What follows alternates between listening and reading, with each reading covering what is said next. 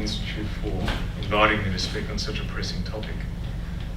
Hopefully over the next hour or so I can provide some insight historically and to the contemporary problems that are besetting East Ukraine and what Russia's response is. Nobody can hear. Nobody? Speak up. Is that better? Yeah. There we go. That's better. Remember, you're Okay. among friends. We can't hear. Okay. To do this, strangely enough, I'd ask that we go back to 1945, just for a moment. Coming across some very interesting archival documents in my last research trip to Moscow, I came across a suicide note by a young Ukrainian by the name of Shumsky, an unfortunate Ukrainian, who attempted suicide in 1945 and left this note addressed to all people to Joseph Stalin. And through some strange way it got to Stalin's desk. And he wrote, and I quote, "I consider myself innocent before the party. All of my efforts at achieving rehabilitation over the past 12 years have failed. The only course I have left to battle this injustice is suicide. I do not take this course for fear of any future suffering, but as a protest against the new course of great Russian nationalist politics toward Ukraine, which insults and humiliates the Ukrainian people." End quote. Shumsky was one of hundreds of thousands of Ukrainians imprisoned in the early 1930s as part of the Soviet regime's broader attack on the Ukrainian intelligentsia and against resistance to its collectivization campaigns, which sought to reinsert the Soviet peasantry. Fascinatingly, what interests us and what's important to us today is not Shumsky's tragedy, which is quite common for this period. It's the fact that his opposition to Soviet rule was based in many paradoxical and incoherent sources. It was based in Ukrainian nationalism, it was based in Marxism, it was based in religion. Completely incoherent. The Great Russian course that he was talking about were the pronouncements of Stalin and Khrushchev in 1945 at the end of the war that sought to elevate ethnic Russians as the chief participant and the chief ethnic group responsible for victory in the Second World War. And this, for Shumsky and many like him, was a direct insult and humiliation to the Ukrainian people's struggle. What makes Shumsky relevant today is that this incoherent opposition to Russian interference in Ukrainian affairs, this opposition rooted in so many different sources, was replicated on the Maidan in the revolution against the Yanukovych government, which was seen by many on the square as a representative of Putin's government, or at least heavily influenced by it. The reporting of this revolution, particularly in Western press agencies, has been incredibly poor. It's been poor, inaccurate, but one thing that it's been able to do is to demonstrate that many of the people, hundreds of thousands of them, who filtered onto that square to protest against what they considered to be a thoroughly corrupt government, represented a significant cross-section of the Ukrainian community. You had clergy fighting alongside radical lesbians. You had neo-Nazis fighting alongside Jewish brigades, each of them fighting for what they considered to be their own form of revolution. Unfortunately, as it stands, much of what they were fighting for has not been realised. On the other hand, none of this complexity has come out in any Western press reporting about the other revolution in Ukraine that's going on at the moment, the revolution in the eastern part of the country. You would be forgiven for thinking that the only people fighting in East Ukraine were Russian troops, Russian agents fighting on behalf of the Putin regime, and that the people there were simply passive bystanders caught in the middle between Ukrainian forces and Russian forces. This is thoroughly inaccurate, as is the idea that Putin is simply a puppet master who is controlling all forces and events on that ground.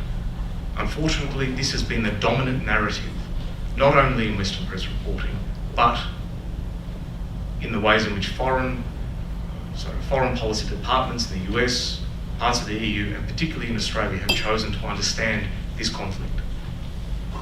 The consequences of this misinterpretation, I think, are dire, particularly when you take into account the policy approaches that have been developed in response to it.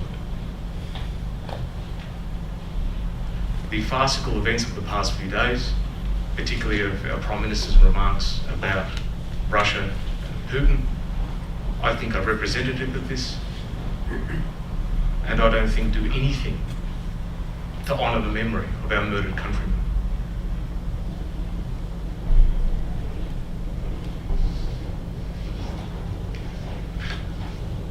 Our task today, in the small time that we have, is to move beyond this simplicity and to get a better understanding of what is happening in this thoroughly complex and dark place of Europe. Again, to do this, we begin with the last time the Russians and Ukrainians were killing each other in the tens of thousands, and that is in the wake and the immediate aftermath of the Second World War in 1945. War did not end in Ukraine with the German capitulation in May 1945. War did not end.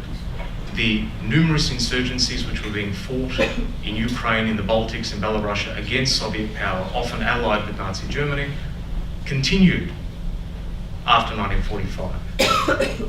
The major problem with their continuation, however, was that by 1945 they had ceased to be significant military forces competing for state authority. They'd become terrorist organisations.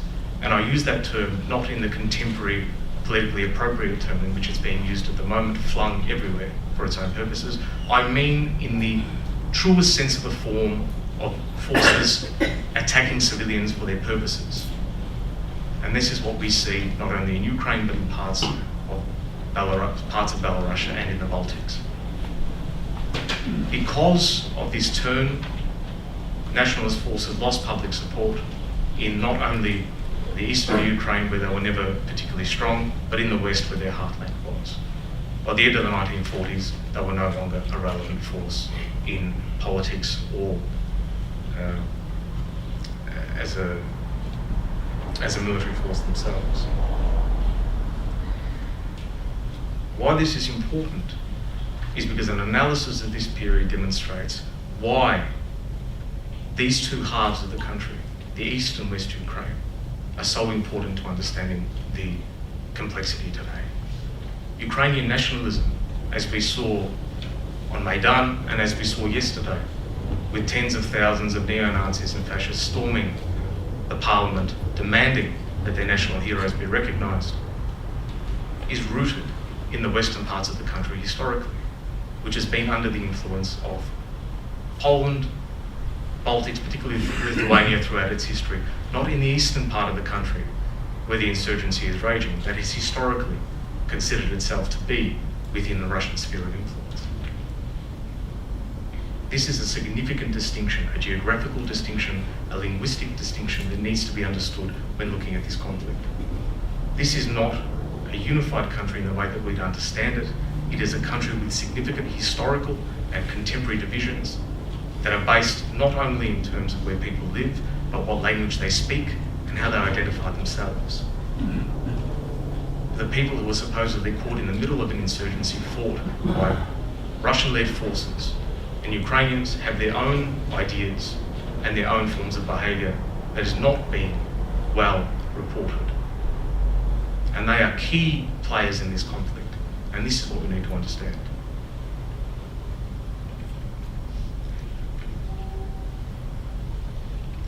So, taking that into account, let's look at the contemporary issues in East Ukraine in this horrible conflict which has taken, by some UN estimates, almost 3,000 lives.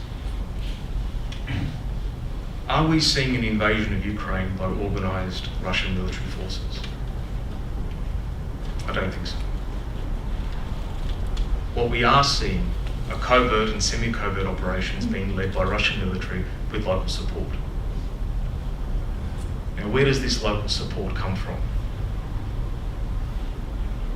Since 2004, if you cast your minds back, In Ukraine, there was another revolution, the Orange Revolution, which brought the Yushchenko and other government to power.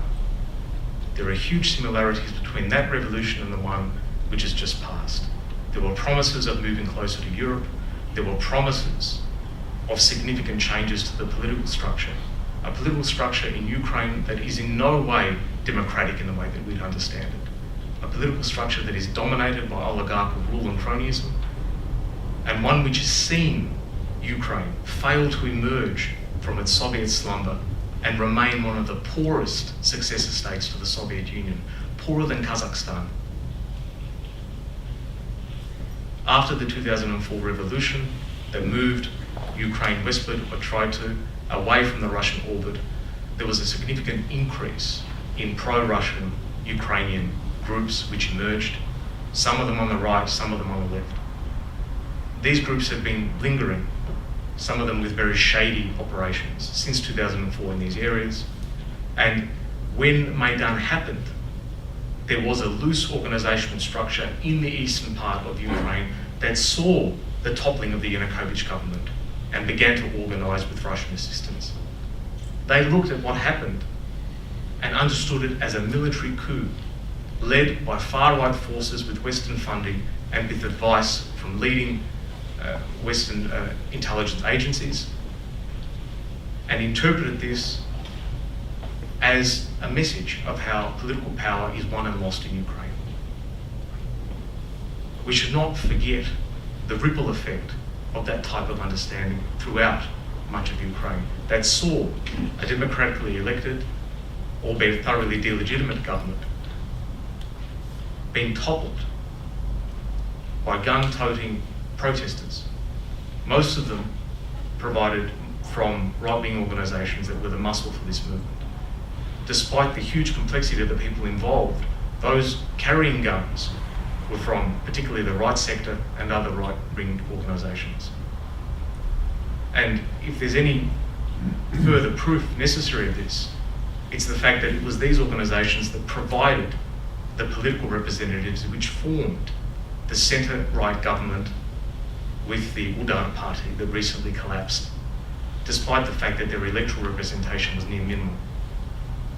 That's a significant discrepancy that needs to be understood. They saw what was happening in that part of the country, took it as a precedent of how they could assume power and control in their own regions, which they've been trying to do for a significant period of time, and began, I think, with significant assistance and advice from existing Russian forces in Crimea and north, to begin taking over what they consider to be the key institutional government areas, particularly police stations, civil institutions and so forth. This has happened rather rapidly in Donetsk, Lugansk, Slavyansk, in these major areas that border, or were very close to the Russian border. Now, if these people are providing a significant organisational structure, albeit loose, upon which Russian leadership through its forces can operate with, then where does that leave the people in the middle? Where does it leave the civilians? And I think to answer that is very difficult, because despite good Russian, Ukrainian and even Western reporting on sentiments in these areas, on how people feel and what they do, it's very difficult to get some idea of what people are thinking and of who they may or may not support. It's very difficult. But one thing is clear, that the nature of the conflict has led many people in these areas to become disaffected to the government in Kiev. Now, why is that? Rebel forces took these significant cities and posts rather rapidly and established control over them, or at least over parts of them. In order to uproot these rebel forces from these civilian areas, essentially, Ukrainian national forces began shelling them in order to clear that. Shelling these areas necessarily involved significant civilian casualties. Whatever their predilections before the conflict or in its immediate beginning, with time, and as the shelling continued, people have grown more and more disaffected in these areas with Kiev. and more disaffected with the promises of a revolution that, number one, promised to bring in a new political class and, in their opinion, has only reaffirmed the old political elite and oligarchical elite. This is something that we need to really get our heads around in Ukraine, that it is not a government or a government structure that we can really identify with in Western countries. It is one where crony capitalism is a significant issue. It is one where leading political figures are also leading billionaires in the country that have their fiefdoms of control in these areas, usually occupy significant government posts as governors or not, and run these fiefdoms as they wish. This has been the case since the fall of the Soviet Union, and this has been a chief reason why such mass disaffection among Ukrainians, not only in the East but in the West as well, erupted against the Yanukovych government. But these promises of a new elite, of a new politics, have not emerged so far.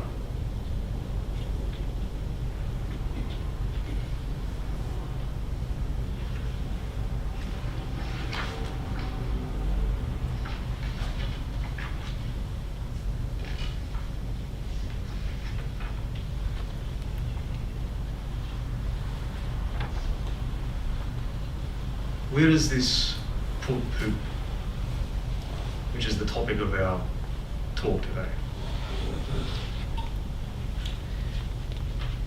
Many people, I think, look at the initial situation in Crimea and conflate that with an analysis of Russian behaviour toward East Ukraine.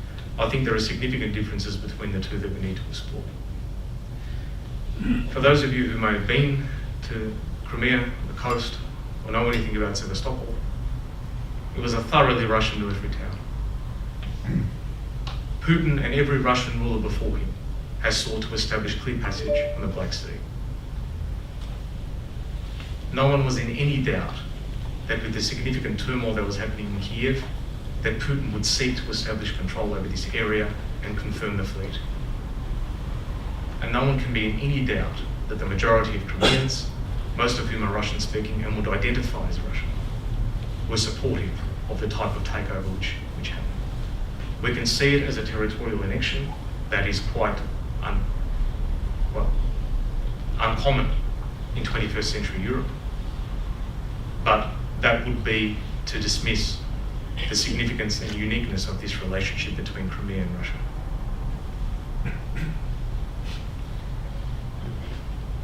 Now, there is a difference, however, between the type of annexation that we saw in Crimea and what I think are much more limited objectives in the eastern parts of Ukraine. Now, what are those distinctions? Well, Crimea, like the eastern parts of Ukraine, is a thoroughly poor region. The Russians have promised significant increases to living standards to bring them up to Russian levels. And any base economic analysis of that promise will reveal that Russia is in no position to do that. Economically, there is nothing to gain at all. In fact, there is everything to lose from trying to incorporate much of the old Rust Belt of East Ukraine into some form of Russian territory and to subject that area to Russian living standards.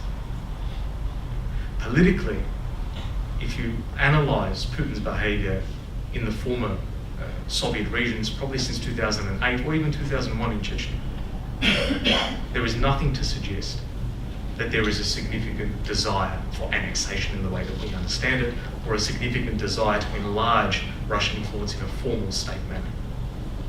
Look at Georgia in 2008. There was much discussion there that Putin would go all the way to Tbilisi, but what we saw was a very limited action by Putin to secure his borders in South Ossetia and to maintain some influence over what he considered to be an enemy regime in Saakashvili.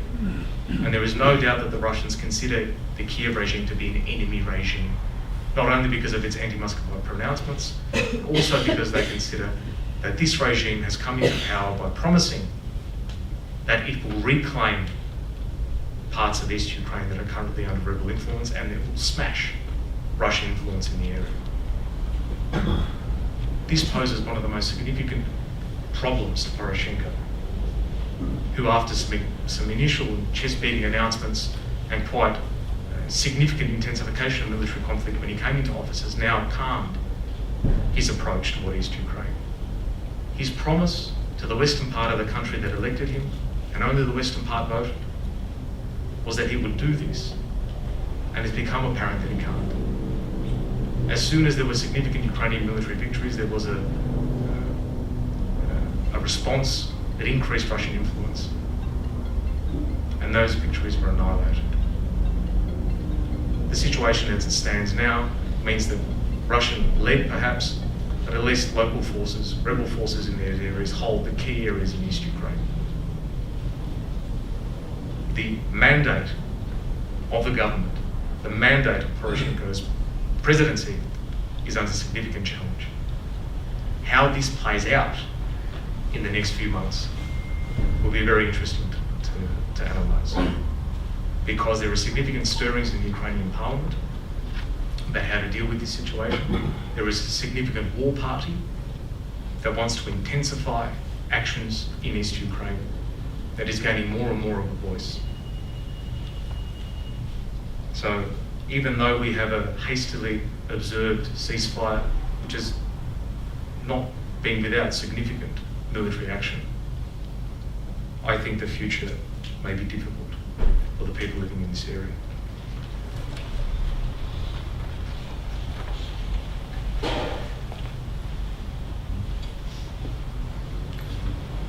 Now, where does this leave Australia? It seems strange to be speaking about Australia in this context, but we've been drawn into this conflict by the MH17 disaster, which saw many of our countrymen killed and more from the Netherlands. I think it serves as an excellent example of how a very narrow approach toward understanding foreign affairs can lead to bad policy. And I'll explain why.